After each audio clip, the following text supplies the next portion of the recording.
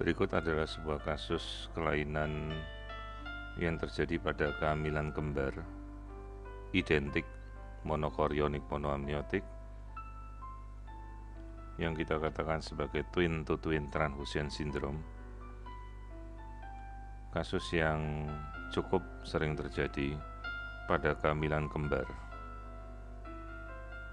Sementara kehamilan kembar sendiri dengan kondisi identik monokorion adalah kehamilan yang paling tinggi resikonya, di mana janin bisa saling berebut makanan. Seperti kondisi ini adalah janin yang bengkak dengan kondisi cairan tubuhnya berlebihan, terisi oleh air yang kita katakan sebagai hidrops fetalis. Sementara janin yang satu normal, usia kehamilan sendiri sekitar 25 minggu. Sementara janin yang satu terlihat bengkak, terisi oleh cairan, sehingga struktur organ bagian dalam seperti liver dapat kita lihat terisi tergenang di antara cairan. Sementara kulit tubuhnya terlihat melebar, seolah-olah membengkak.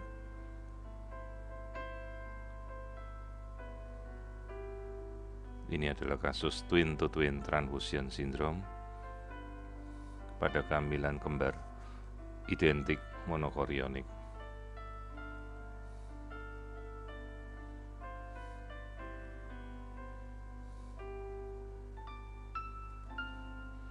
Terlihat pengukuran perbedaan mencapai 5 minggu selisihnya, di mana diskrepansi pertumbuhan melebihi 30% selisih antara janin yang normal dengan janin yang bengkak.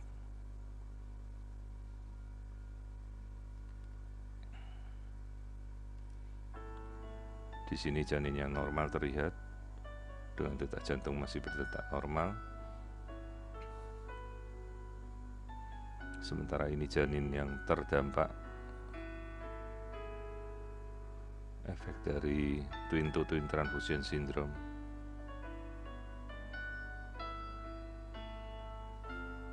Terlihat kulit bagian kepala yang melebar. Kondisi ini terjadi akibat fungsi tunggal dari plasenta harus kita bagi antara kedua janin tanpa kita bisa memilih mana yang harus diutamakan. Kasus yang kita katakan twin-to-twin transfusion syndrome ini berarti ada dua janin, di mana janin yang berfungsi sebagai donor, dia akan memberikan makanan pada saudaranya sebagai resipien secara terus-menerus tanpa kita hentikan.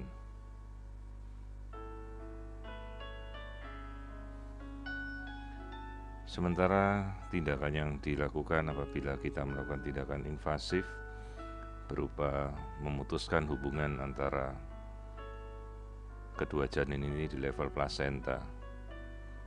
Sementara tindakan tersebut masih cukup sulit untuk dilakukan dan angka keberhasilan sendiri belum cukup dapat dibuktikan.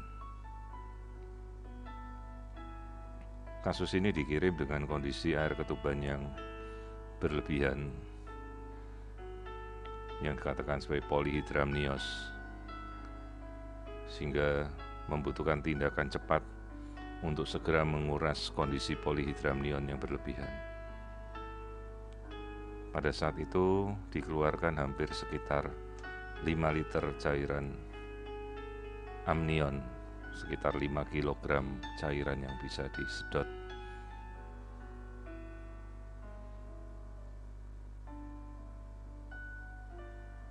Jadi ini ada kasus-kasus di mana cairan memasuki tubuh janin.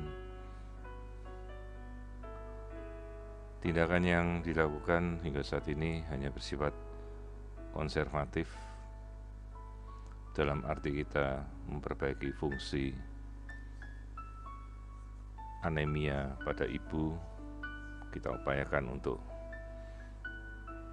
memperbaiki kondisi, jangan sampai ibunya kekurangan zat besi.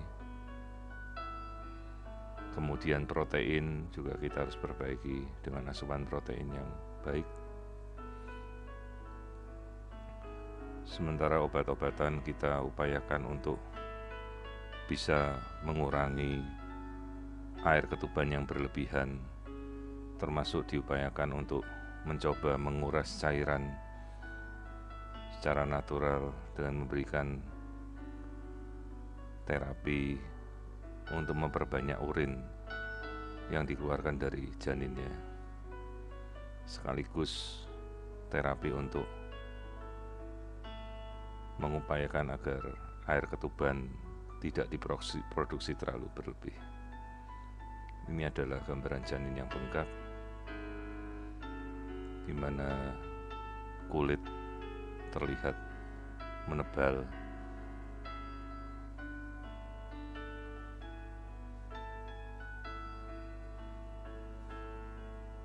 Pasca dilakukannya pengurasan air ketuban, kondisi ibunya stabil, sehingga tindakan kita upayakan untuk tetap dilanjutkan secara konservatif.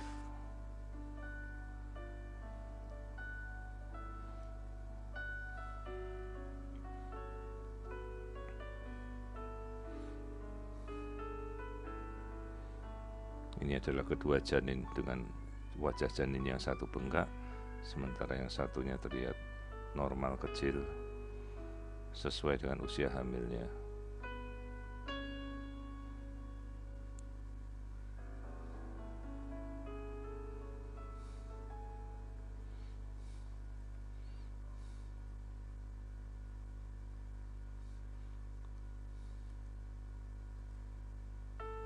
Terlihat ini janin yang bengkak, hidrops, dengan janin sebelahnya terlihat normal. Asites hidrotorak juga memenuhi rongga dada dan rongga perut janin yang terdampak hidrops pada twin-to-twin transfusion ini.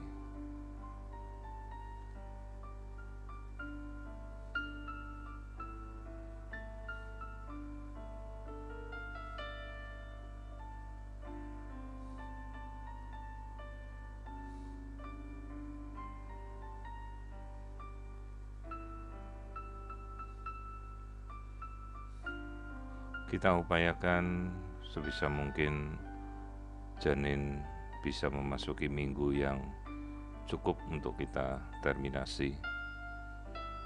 Kita harapkan mudah-mudahan janin bisa mencapai kehamilan sekitar 34-33 minggu, agar janin sudah cukup matang untuk kita lahirkan dengan persiapan intensif kardio